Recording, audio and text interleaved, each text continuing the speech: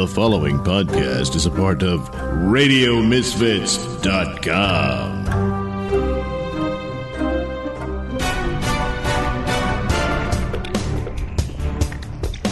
And now it's time for the Mr. Nailsin Show.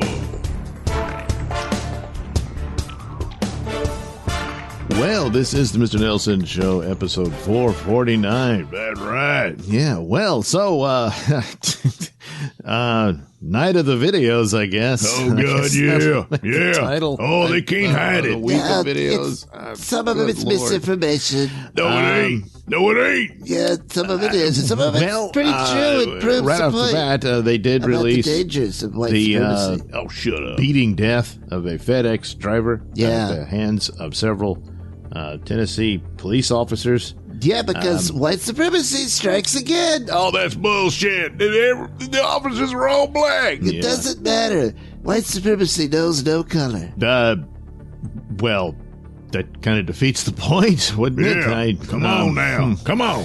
It's not really when you break it down and how it seeps into the mindset of just everyone. It's like cancer. Holy shit. Well, anyway, a lot of it is body cam footage, and then I guess the security footage. It's not too great, but Well, at least that shows the truth. man, it's like what set them off? You know, apparently he was supremacy. pulled over for reckless goddamn. driving. You know, God but damn. that's I don't know, but they beat the man to death. Yeah.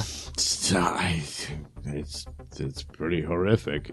So now they're bracing themselves for riots. Oh, goddamn. And of course, Antifa had been burning down Atlanta. Well, the police killed a man. because, one of their members opened fire Well, and shot well. a police officer. The police returned fire and killed the man. Exactly. They shouldn't have done that. Apparently, according to Antifa, the police are not allowed to defend themselves. So, Well- so they got to burn the city down and all that. So Well, it's I expect protest. more of this. It's mostly peaceful. And I guess they'll respond to this. And as well. remember, property damage is not violence. So, speaking of police cam, we finally did get to the release of the Paul Pelosi assault video. Yes. I don't know why it would take this long. Since, there's a process. For the most part, it It's, seems to confirm the process. initial story. The police video There got is video of released the guy just now. breaking into the home.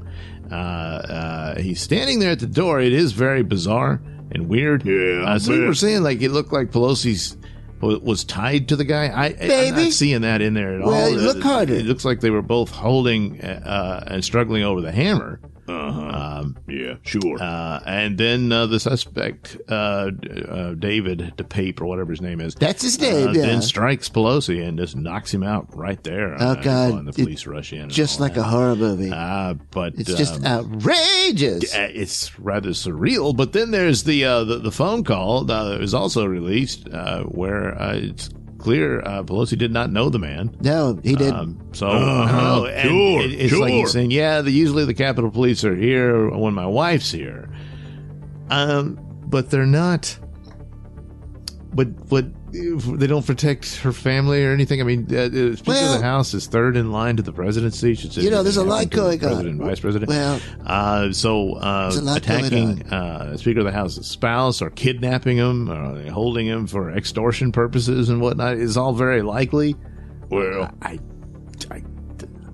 What the hell's going on? that video was deep fake. That's why it took so damn long for them to release it. They had to reshoot it with Oh, my actors, God. and they deep faked the faces on That's there. outrageous.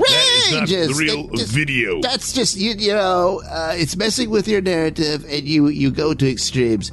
You pull your head out of your ass. I mean, come on. Don't you ever go nowhere near my ass. Meanwhile, That's Project Veritas strikes again. Oh, they're with a trash. Video of an executive from Pfizer admitting to a gain of function. No, that's not what he said. The scenario is they got this. This time a guy. Usually they use a cute girl, but it wasn't going to work on this guy because he's gay. Oh, God. So they got Nothing this wrong with cute that. guy, I guess, to go romance him. And apparently on the third honey date, butt trap, terrible. this guy starts spilling the beans about they're still doing gain of function thing. Now No. he says it's not gain of function because they call it directed evolution. There you go. Yeah, boy, which sounds more akin to horror movie scenario. Holy shit. Where they deliberately infect monkeys in order to develop the vaccine for this new mutated version of the virus. Well, that's science. The problem is, as he admitted in the conversation, is that the mutations happen naturally as well once you release this, and they can't really predict it because, it's like, close to 8 billion people out there. That's too with many a lot people. Of different gene sequences, so mutation is it's gonna happen. So and you can't really predict it. So the vaccines don't work. But as he said, it's really bad for Americans and the rest of the world. Yeah.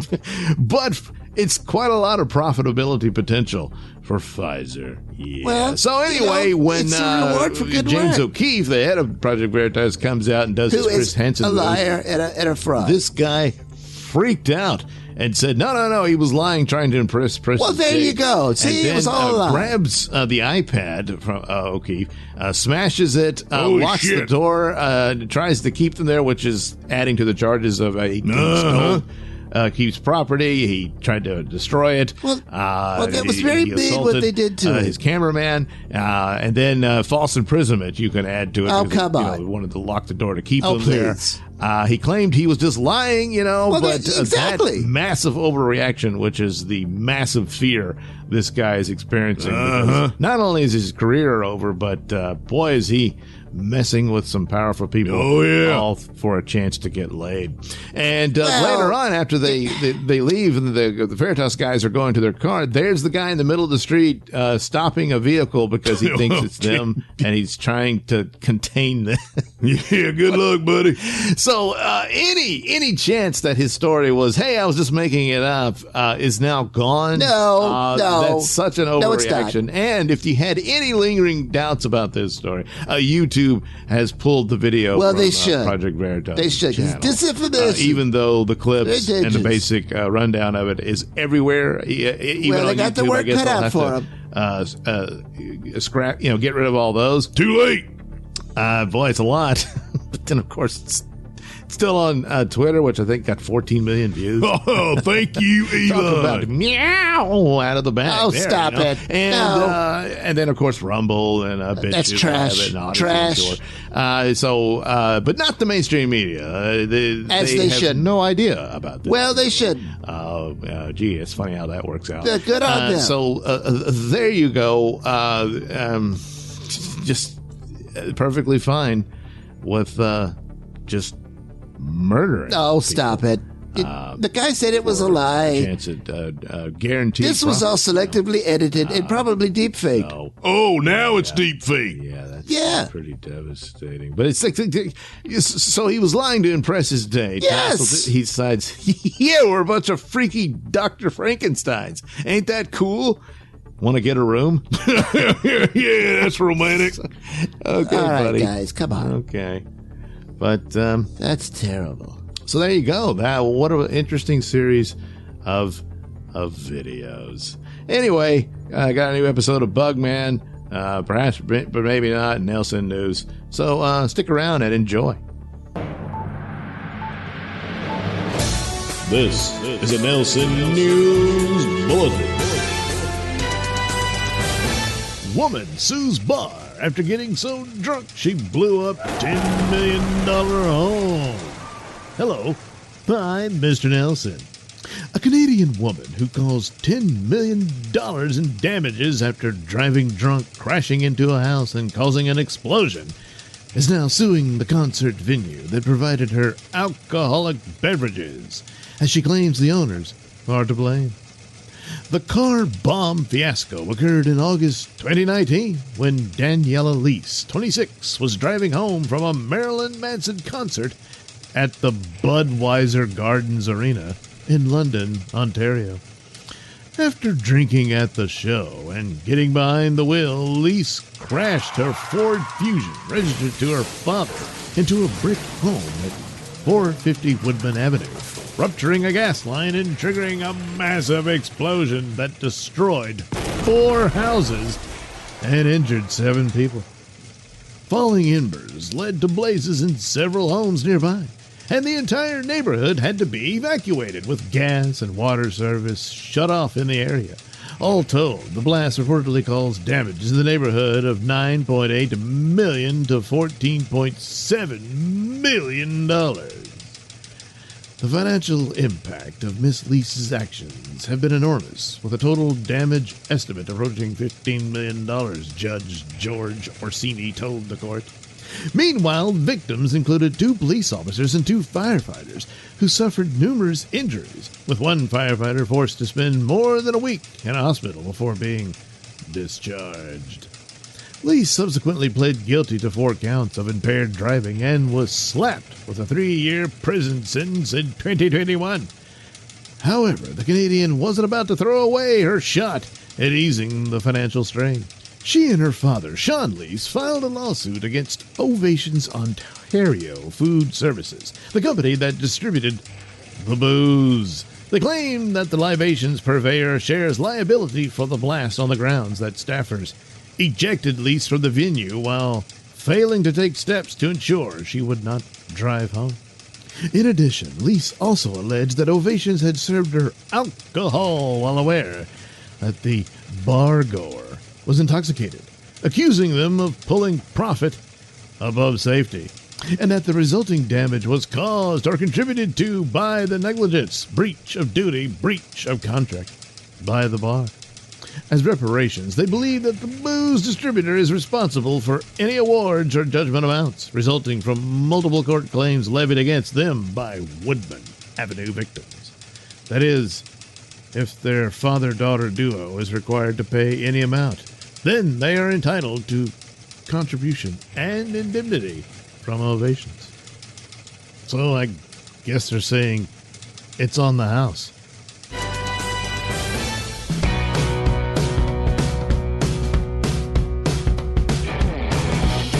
You're listening to the Mr. Nailsin Show here on RadioMisfits.com. Hey, you want some more Nailsin stuff? Well, who doesn't? Well, sometimes I don't. Well, no one cares what you think, Lefty. That's not true. Anyway, if you want some more Nailsin stuff, you head over to the Nailsin ratings. That's ratings. Ratings. I know how to say it. You head over to the NailsinRatings.locals.com. There's all kind of extra goodies and Nailsin stuff there. That's right, Red. There's all kind of artwork and all kind of audio stories that he posts there and stuff. And then links to his YouTube videos and those other nasty video platforms like right-wing places like Rumble, which you should never watch. You can just get it on YouTube, so don't even bother with that. You can do whatever you want. Oh, yeah, they need direction. No, they don't. They'll decide for themselves. Shut up, Red, damn it. But there's also, like his artwork and stuff. And then there's this poor man Mystery Science Theater treatment of old public domain movies of the sci-fi and horror genre. You can check that out. Yeah, but you gotta be a super supporter then and subscribe. And you do that and you help out old Mr. Nailsin to bring you more stuff of his Nailsin, stuff. Well, yeah, that's good enough, I guess. You're damn right. So head over to NailsinRatings.locals.com. Well, you almost lost it there. Shut up, Lefty. So anyway, there you go, folks. Head over to NailsinRatings.locals.com and get yourself some more Nailsin goodies. With UFO reports from the U.S. military increasing, will the military soon reveal all they know? Perhaps, but maybe not. The number of reports from U.S. military personnel revolving around UFOs has increased substantially in the last year. The Office of the Director of National Intelligence released a report revealing that 510 such reports have been filed, including the 144 incidents mentioned in its June 2021 unclassified report on unidentified anomalous phenomena. Unidentified aerial phenomena. Reporting is increasing, enabling a greater awareness of the airspace and increased opportunity to resolve UAP events, the report stated. In addition to the 144 UAP reports covered during the 17 years of UAP reporting included in the Office of the Director of National Intelligence preliminary assessment, there have been 247 new reports and another 119 that were either since discovered or reported after the preliminary assessment's time period.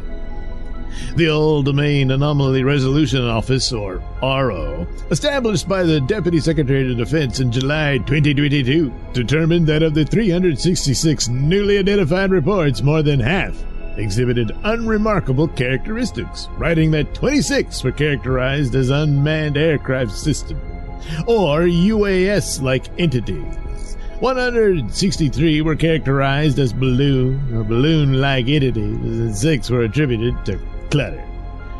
The majority of claims came from U.S. Navy and U.S. Air Force aviators and operators. Some of the terms RO intended to use to describe UAPs include range fouler, a UAP interrupting pre-planned training or other military activity in military operating areas or restricted airspace, and trans-medium objects or devices, defined as objects or devices that are observed to transition between space and the atmosphere, or between the atmosphere and bodies of water that are not immediately identifiable. The report was supposed to be released by the end of October. In December, Ron Moultrie, the Undersecretary of Defense for Intelligence and Security, was asked if he had affirmative evidence that he had collected that showed any one of the anomalies was a space alien. Moultrie replied, "The answer's no. We have nothing. We have not seen anything that would lead us to believe that any of the objects that we have seen are of alien origin, if you will. If we find something like that, we'll look at it and analyze it and take the appropriate actions." As to what the actual appropriate actions would be was not clear. RO Director Sean Kirkpatrick cautioned, "I would just say we are structuring our analysis to be very thorough and rigorous. We will go through it all. And as a physicist, I have to adhere to the scientific method, and I will follow that data and science wherever it goes. Scientifically." So, should they actually come upon any evidence that conclusively proves we are receiving visitors from outer space, will they release it immediately? Perhaps, but maybe not. The Mr. Nailsin Show is brought to you by me, Night Night. Head over to IndiePlanet.com to get your copy of the Night Night comic book so that you can actually see me in action in my one-man war on crime. Shut up, Boo! God damn it! I do the announcements. Oh, God. No one gives a crap about Boo! I'm part of the team. Not tell him about me. False advertising. Yeah, Stupid idiot. I help Night Night fight crime, and we blow stuff up and do a lot of damage. and of course, people get mad at us when we do. But it's a war on crime, and in every war there's collateral damage. I mean, well, I guess it isn't one-man war because Exactly. it's a two-man war. Anyway, we're running out of time. Don't miss this opportunity to get your hands on the adventures of Night Night. And Boobo.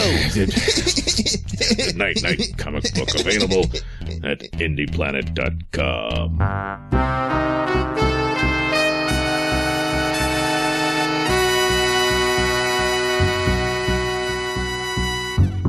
The Bugman, mysterious stalker of crime, has been investigating a series of murder-suicides involving brainwashed prostitutes that kill their wealthy clients. So far, the investigation has led Bugman to Trollops, an escort service headed up by one grimy Bagsplat, who, after a thorough interrogation process, revealed to Bugman that the man behind the brainwashing technology was one Professor William Strokerod. After revealing that, Bagsplat's guts exploded out of his ass. So now we find ourselves at a small laboratory on the campus of Smeg Tech Community College, where Professor William Strokerod is working in the lab with a student. All right, Sally. Do you have the buds in place?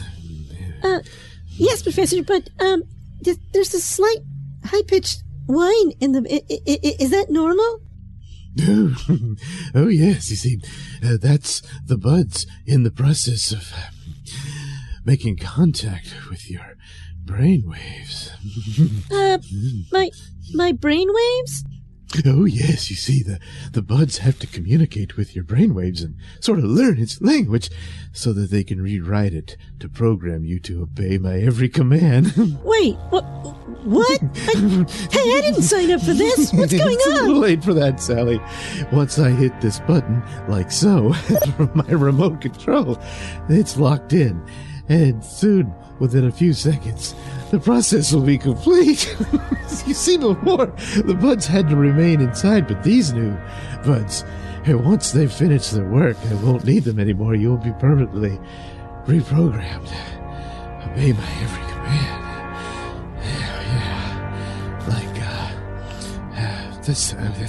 Let's get started. Sally, can you hear me? Yes, Professor. Sally, you don't have to call me Professor anymore. How about you call me, Master? Yes, Master. Okay.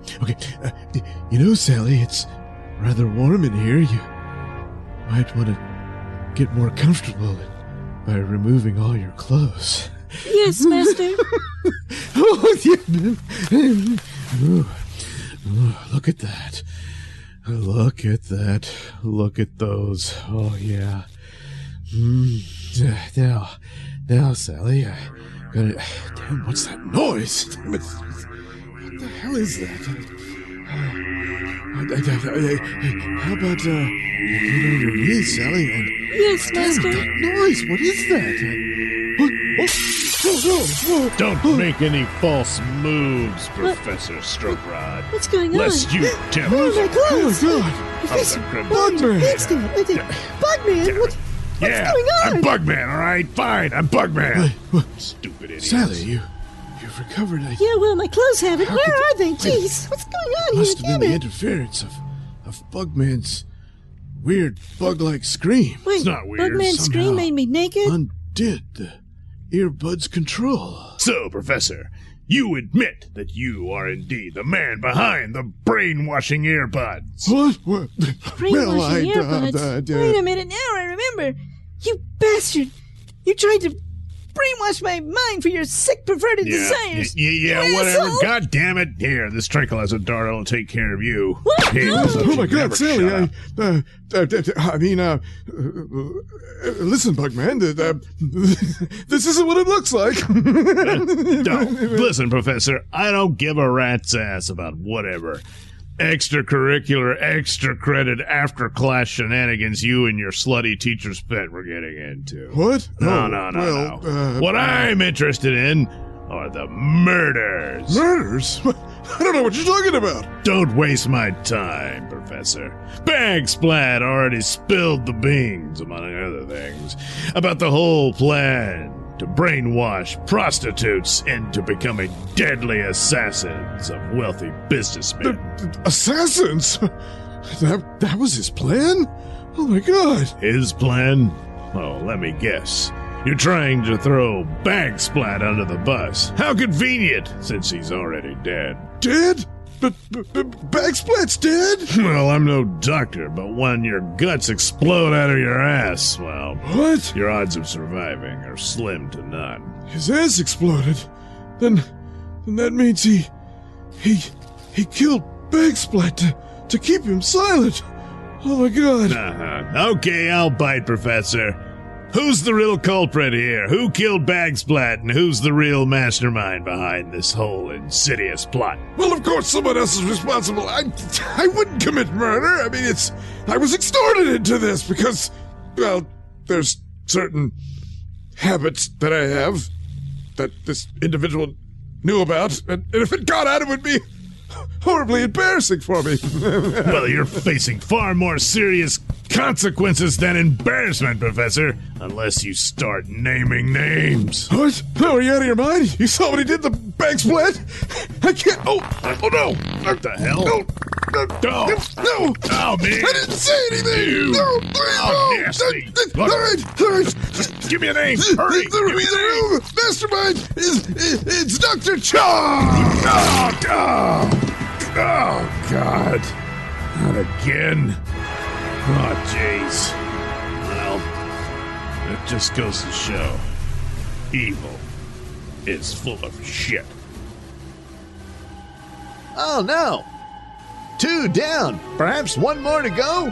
Will Bugman ever solve this disgusting mystery? Find out in the next exciting episode of Bugman.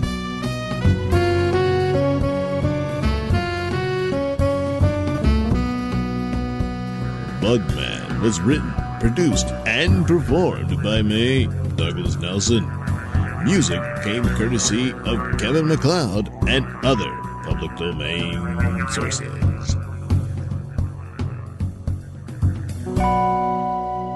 All right, that about does it. Before I go, I should make mention that I was briefly in Twitter jail. Imagine that. What nasty thing did I do? It's not the usual stuff. No, I tweeted an article from Bounding into Comics concerning the banning of the quartering and Brittany Venti, I believe is how you say the name. I'm not too familiar with her. I recognize her. She was on Compound Media, and she's been friends with Chrissy Mayer and stuff like that. Anthony was all in love with her because she's cute and all that sort of stuff. Anthony. So that, that's all I knew about her.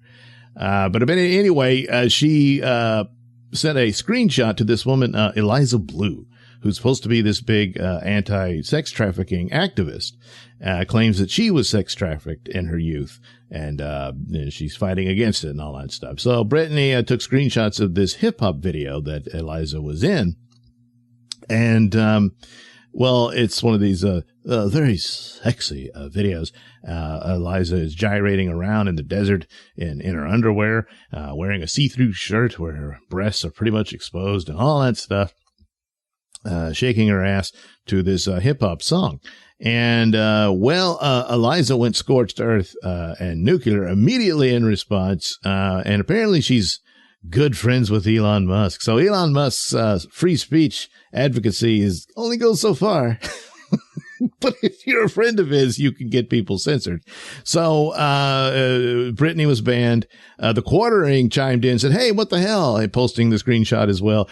He got banned. And now, I'm assuming that, and I don't know about what Brittany's doing, but Quartering, what it is they are in Twitter jail. So if he agrees to delete the original post that got him banned, his Twitter account would be restored. But on principle, he refuses to do so. So, I can understand that. Because I'm not as big as he is. So I deleted my post of Bounding into Comics, which and Bounding into Comics is not, but then again, maybe they had to take theirs down too. I don't know. But just the mentioning it, because the article did not show the image, just discussing it. Now you'll see the hashtag free the Quartering, free Brittany Venti and all that stuff. I don't know if you get in trouble for that too. I don't know. Anyway, YouTube following suit, that video, which had been on YouTube for 6 years. It was originally a World Star Hip Hop video. I think World Star Hip Hop doesn't have it anymore. That's the reach of this. But why? The video was made in her mid-30s. This isn't any kind of, oh my God, she was forced to make this video. No, she wasn't. There's videos of her promoting it at the time. She was all proud of it and stuff. And so people have mentioned the Streisand effect, and that appears to be the case because now people are giving far more scrutiny to this woman than they did before, where it's looking like she's running a scam. It's like the modeling career wasn't going to happen as she aged out of it. So she found a new gig. I'm going to be this super activist. And, because the issue is so serious that a lot of people had sympathies for her and just kind of overlooked the holes in her story. She claimed she was sex trafficked, and now people are saying, no, she wasn't. People who knew her and stuff, and it's looking like possibly she made that up. Which is sad because, yes, again, the issue is very serious, and there's people who work very hard at it and who really had been victims of this stuff and work actively to stamp it out and fight against it and get these mostly girls help and all that, which is all admirable and noble. But when you have somebody come in here grifting on it, that's disgusting. And that might have been the deal.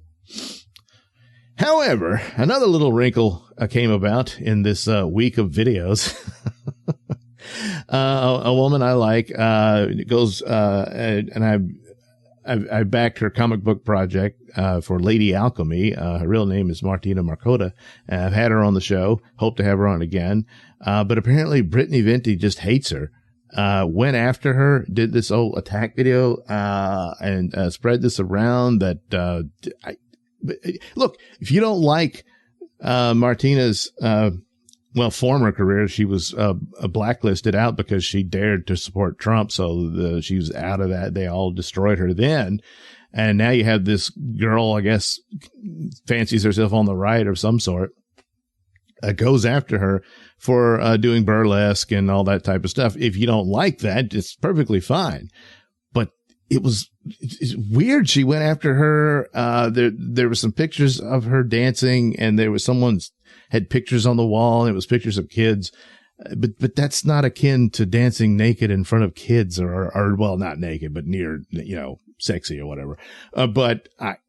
And then now there's this weirdo stalker using Britney's videos to attack Martina, and it's like horror movie stuff, and apparently went after her husband, insinuating that she was cheating on him or something like that. I don't know the full story of everything, but just it was like obsessive about. It's like, what did Martina do to you? Nothing. I guess she was upset with her because she seemed to be posing as the Virgin Mary, but she was, semi-nude or whatever, and that kind of thing. But again, says, yeah, I don't like that. But like, this is some sort like Martina needed to be punished and outed as if she was committing some sort of crime against people or whatever. She wasn't, it's just like, it's one thing to say, yeah, I don't like that stuff. Then you move on.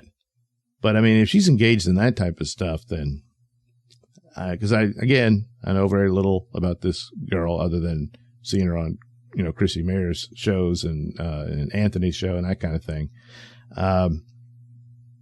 But that's really nasty to do this.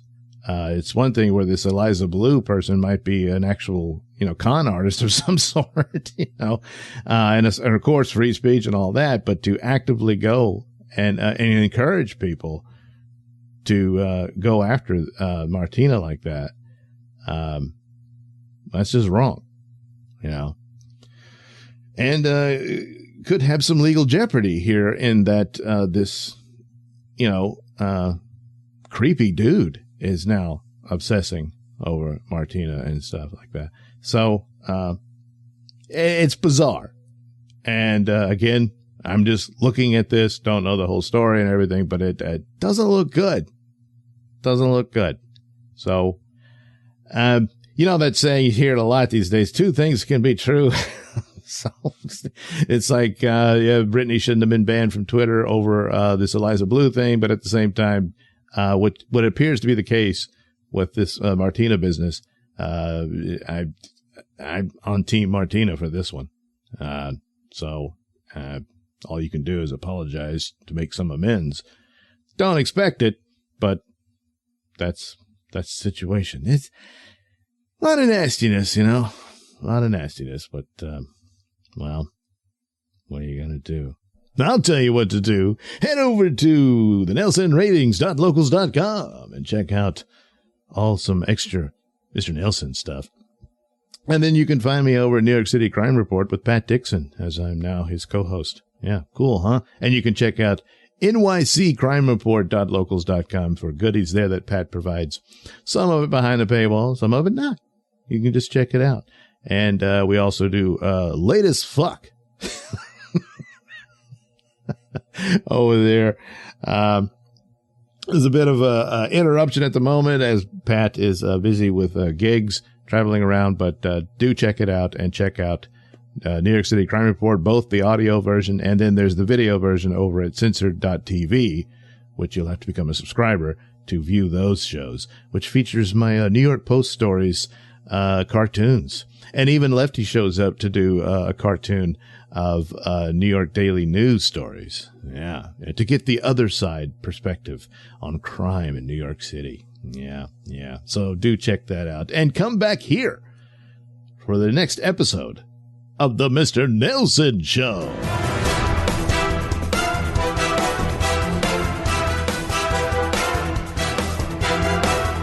The views and opinions expressed during the Mr. Nailsin Show do not necessarily reflect those held by RadioMisfits.com. So, any complaints and or comments should be sent to @MrNailsin on Twitter, where they will be promptly ignored and or blocked.